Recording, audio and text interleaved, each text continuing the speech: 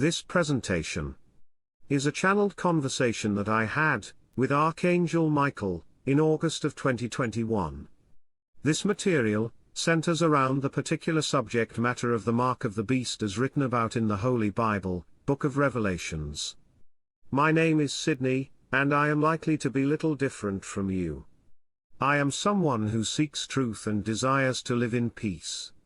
I am someone who has questions, and in faith, following the biblical words of Matthew 7:4-10, I called out in earnest every day for a week and was granted an inner audience with Archangel Michael. Those biblical verses read, "Or how wilt thou say to thy brother, Let me pull out the mote out of thine eye, and, behold, a beam is in thine own eye? Thou hypocrite, first cast out the beam out of thine own eye, and then shalt thou see clearly to cast out the mote out of thy brother's eye. Give not that which is holy unto the dogs, neither cast ye your pearls before swine, lest they trample them under their feet, and turn again and rend you. Ask and it shall be given you, seek and ye shall find, knock, and it shall be opened unto you. For every one that asketh receiveth, and he that seeketh findeth, and to him that knocketh it shall be opened. Or what man is there of you, whom if his son ask bread, will he give him stone? Or if he ask a fish, will give him a serpent?" Please note that although I have done my best, these pages have not been edited by a professional editor, and as such there may be errors in grammar and spelling. I encourage you to move past any of that and listen to the core of our conversation. I have created both an MP4 and PDF version of this channeled conversation. This information was written during the summer of 2021. Greetings. I am the Archangel of the Blue Ray. I am the bearer of the Sword of Light and Truth. I am the keeper of Earth's divine blueprint. I am Lord Michael the Archangel. We are the Blue Flame Angels. May your spirit awaken upon receiving our words. May the spirit of the great central sun illuminate thy mind. Henceforth, the answers to thy inquiries, as we know them, shall be directed into the third dimensional plane from the ninth dimension, and shall be known as a guide to the traveling soul bound in the cycle of birth, death, and rebirth. Your call to us is related to your inquiry regarding the beast and the mark. History tells tales on tablets, walls made of stone, various papers, and in the movies of agents who have worked on behalf of a Dark Lord, a satanic leader, or a symbolic beast. History also tells tales of those who have remained steadfast to Divine Creator. The beast is presented to the peoples of earth by many names. Henceforth, we shall use the name, Fallen One. Pure inquiry begets pure result. Speak thy inquiry precisely and with pure intent. Listen to our response with discerning mind and open heart. You know my heart's desire. You know where I want to go in this conversation. You know the questions I have. Yet, for this information to make sense, we likely need to set the stage for the conversation I desire we have. Please set the stage so that all may benefit. Then we choose to begin with individuation. When Divine Creator thought itself into various forms, from a level of consciousness within this thought, individuation was created. The specific individuation that relates to your heart's desire for information rests in the distinctions between spirit, soul, and what you call a human life form. Divine Creator created you in image and likeness. This individualized you is not referring to your human life form, and it is not referring to your soul. This you, Divine Creator created, is what we will call your spirit. As an individuated spirit in image and likeness, you began to act in the manner of Divine Creator. For how could you be otherwise, and thought numerous individual forms into creation? One of those forms is the current human form. The human form currently needs connection to a power source to bring it to life. For you, immortal spirit, to connect to mortal form, you created a soul as the bridge. Thus, a human life form is created. Upon contemplation of what has just been shared, an inquiry may arise. Does individuation imply separation? A straightforward answer to this question there is not, as it depends on the level of consciousness of the inquirer. From where we speak, however, it does not. This therefore sets the stage for your inquiries. Please speak to me about what is called the mark of the beast from chapter 13 in the book of Revelations. Your inquiry seems premature, as to speak of the mark without creating context for the fallen one would be unwise from our vantage point. Agreed. Please, speak to me of the fallen one. Your inquiry is vast, and so we will not answer from the beginning. We will answer in a way that is relevant to your heart's intent. Is the fallen one a male? No. Is the fallen one a female? No. Is the fallen one a human life form? No. Is the fallen one a soul? No. Is the fallen one an archangel?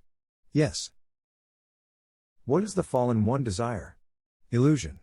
Now, take a moment here to deeply feel the energy of that last sentence. Individuation, as we speak of it, does not lead to separation.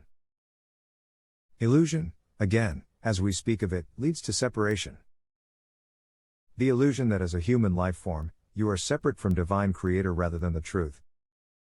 That you are an individuated image and likeness of divine creator. This is the desire of the fallen one. Thank you.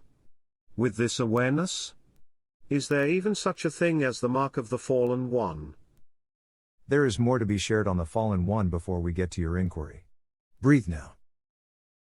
Separation consciousness perceives duality, yes. With duality comes the notion of a fallen one and a risen one. Individuation consciousness perceives oneness. A spirit in the image and likeness of divine creator is one with the fallen and equally one with the risen. No duality. No separation. No illusion. Separation consciousness creates the illusion that all human life forms are in some way fallen ones. Hence, the experience of what you call shame. Within the fabricated time cycles of Earth, human life forms have the opportunity to dissolve this illusion, revealing their true image and likeness. With that, let's look at your inquiry and the use of the word mark, as taken from a transcribed into English text. This word gives us pause. We would say you are better served with the word sign. A word we would have considered using if we had been the transcriber. As with many words, sign has multiple definitions. In the context of my question, which definition supports? The one involving a motion of the hand. Okay. I started with the mark of the beast. You now propose the sign of the fallen one. This gives way to what? The fallen one's hand motion. Yes.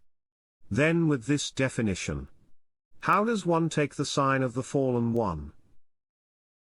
I had thought it to be some kind of marking or tattoo or some kind of external thing accepted onto or into my human form. Now you are opening my world, and I have no idea where we are going. We are going to the subject of time, dear one. You have been thinking that the hand motion is that of a human hand. What we ask you to consider is that the hand motion is that of referring to time. Since the beginning of what you call humanity, human life forms have communicated with their hands. They have used hand motions to communicate past and future. Time, yes? Time measured upon a space which would eventually be known as Earth. As humanity continued to devolve, it created a device to measure time and gave it the name of clock. It is our understanding that earlier devices of this nature had one moving hand, and would eventually progress to devices with two moving hands. Why are we pointing this out?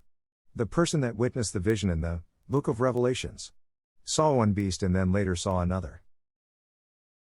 We have shared that the fallen one's power resides in illusion. Illusion consciousness perceives separation, and separation consciousness perceives duality, and what better way to do this than to etch into your psyche the notion of time upon a particular space you call Earth. What you call your world is an inverse of what we call reality. If you prefer, we could say that as spirit we exist in space/time, where space is the dominant or primary and time is the secondary. And you, as a human life form, live in time, space where time is the dominant or primary and space is the secondary. From the moment of your first breath you are given a birth date. This birth date begins the measurement of time upon your human existence and also implies a death date. Time becomes dominant in third-dimensional reality as the vastness of you becomes compressed into a finite body, thus limiting your perception of space. The Fallen One wields the notion of time through minutes and hours as you move about your world. The Fallen One wields this notion through life and death as you move about your life. And you, an immortal spirit, continue to eat from the food of the Fallen One. I don't know what to say. I feel I just need to breathe for a moment.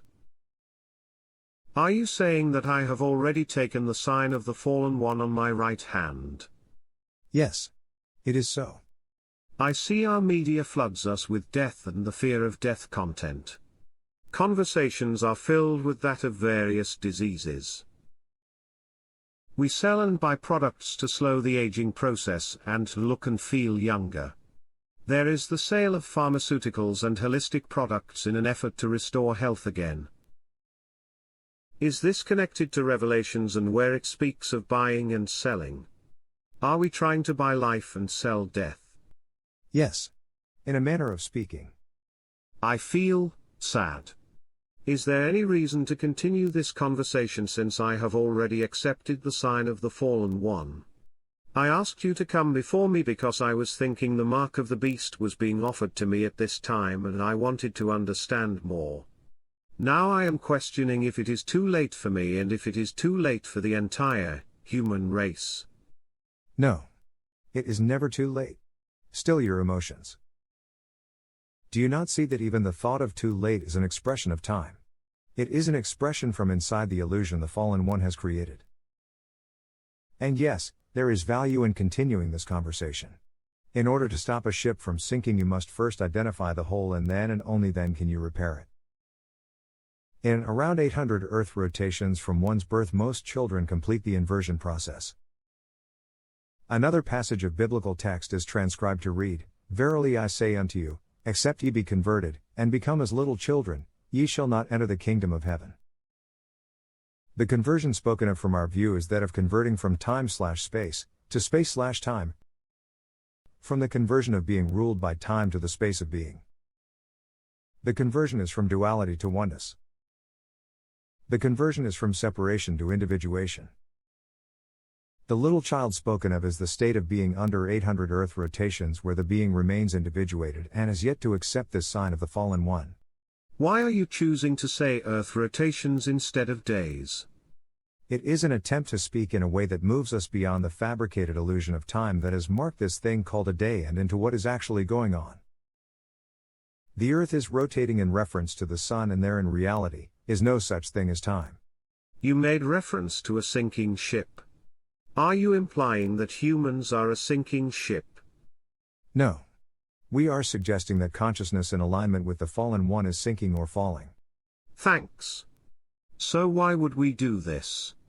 Why would an immortal spirit choose to incarnate and voluntarily accept this sign? This question is premature and we shall return to it shortly. We must next address the possible second sign.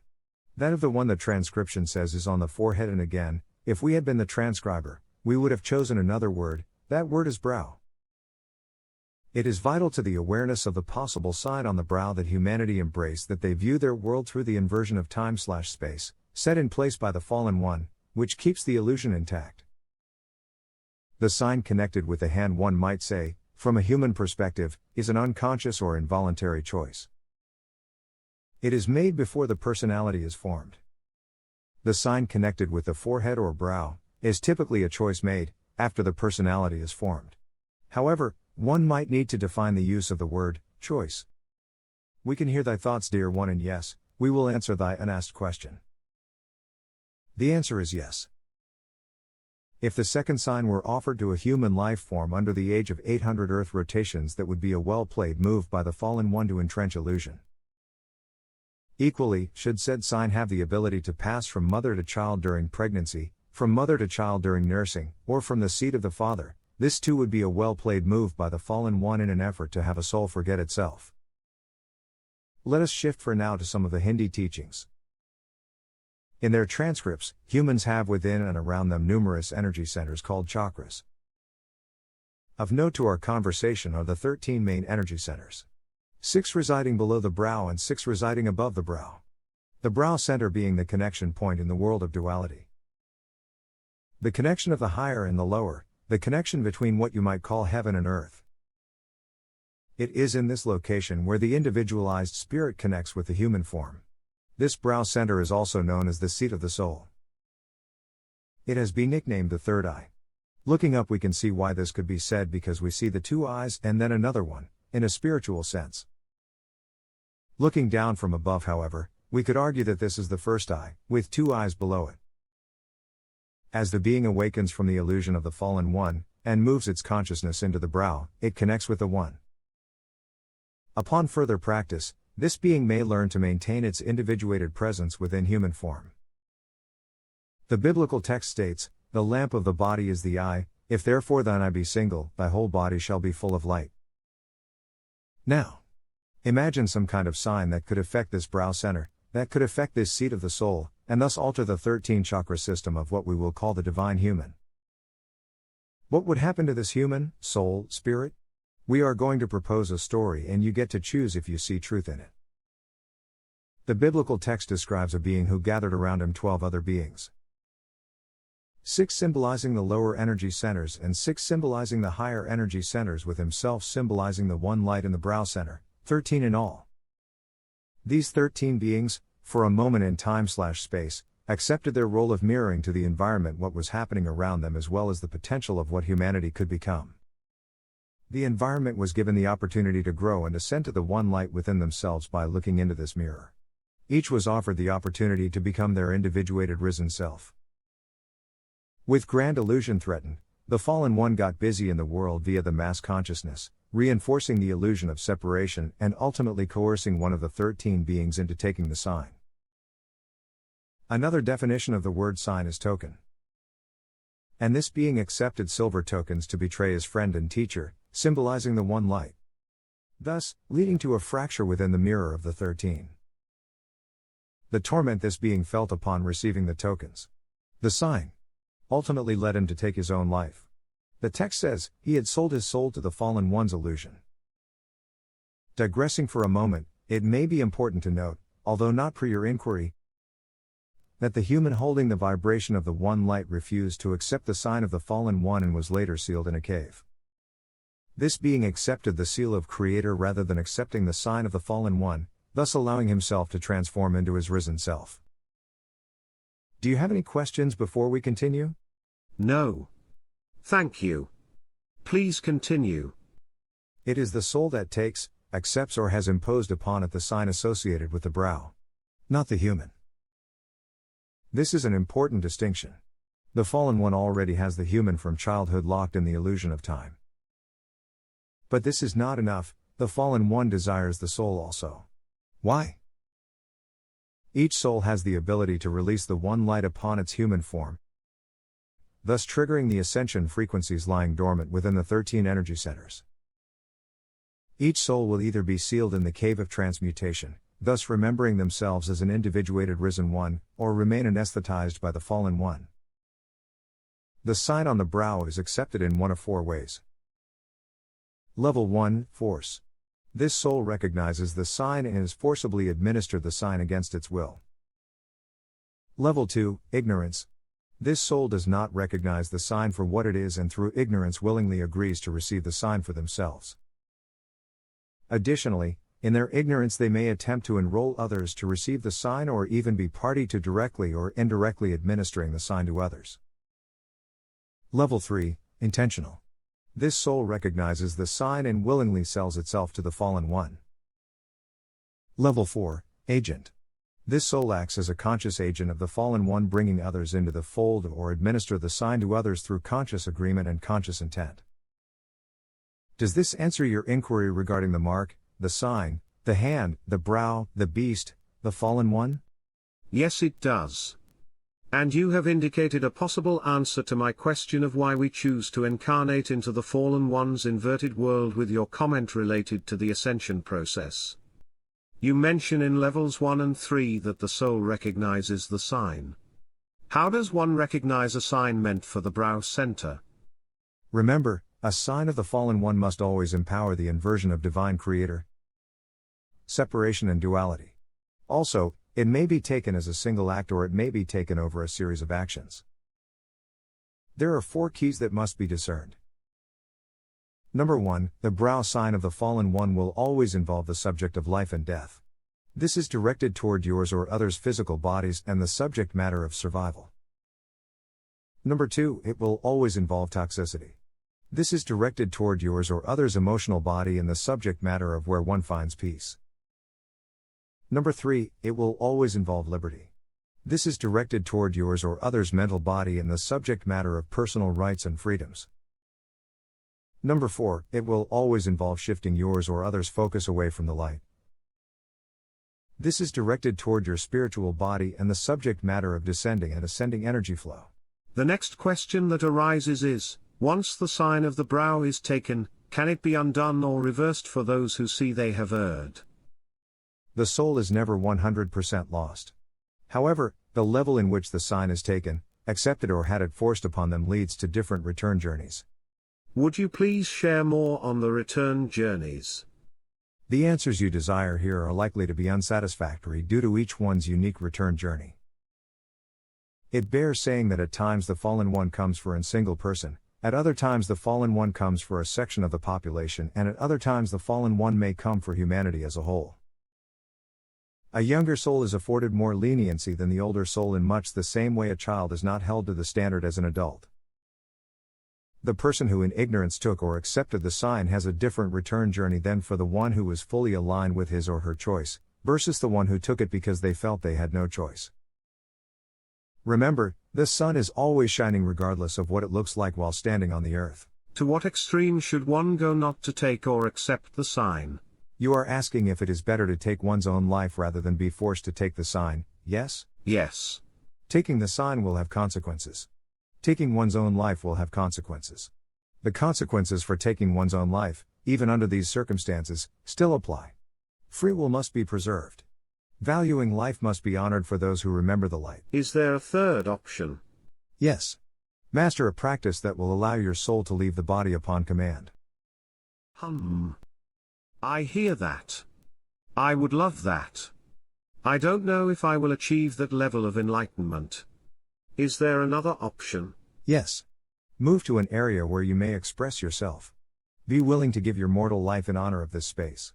Be willing to sacrifice thy flesh, thy animal or beastly self, for the sake of the one light which lies within. Are you saying that I must willingly risk death to not take the sign? You asked the question and we have answered. As human life forms, the choice to elevate the flesh above spirit has consequences. The consequences we speak of we have outlined here in this conversation. I want to end this conversation on a happy note, but I am not sure how we are going to do that. Do you have any closing thoughts or comments? From a human perspective, this is likely to be seen as an unhappy subject. This matter we're discussing, when viewed through the lens of time/space, where the passage of time is predominant and the space of being is often an afterthought, may be considered gloomy, especially if one is in the midst of a sign-taking event. If this is true for you, it may occur as a fear-rising, anxiety-making, hellish experience designed to distance you from the light within. It has been our intention to answer your inquiries. Dualistic emotions like happiness and sadness are all a part of the construct of the fallen one. We recommend you invest your energy in one-pointed feelings. This will allow you the experience of wholeness rather than separation. What are one-pointed feelings versus dualistic emotions, you may ask? Dualistic emotions are entangled with your ego. A human life form rides the highs and lows of these emotions with experiences like love and hate, joy and sorrow, wartime and peacetime. One-pointed feelings, however, utilize similar words to describe them, but their nature is of spirit and oneness and therefore do not have an opposite. These are often expressed as unconditional love, eternal joy, true peace. We desire to conclude here. To you and those who may receive this, take heart. You would not have come across this material if you had not the capacity within to discern the sign. And we would not have called you to hear these words if you had not the inner light to stay the course.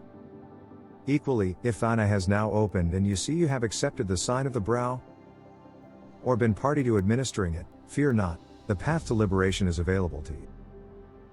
Children of the divine, the choice is simple when viewed from your individuated immortal self. Additionally, It has been our intention to realign the little you into the grand you, to instill faith, and to invoke courage in a perceived darker time in your planet's growth cycles. Be willing. Have faith. Enter the cave and be sealed. You are not alone. You have never been alone. You will never be alone. Divine Creator never deserts. Truth is truth. Love is. I am and we are your humble servants. In love and gratitude. Namaste. Amen.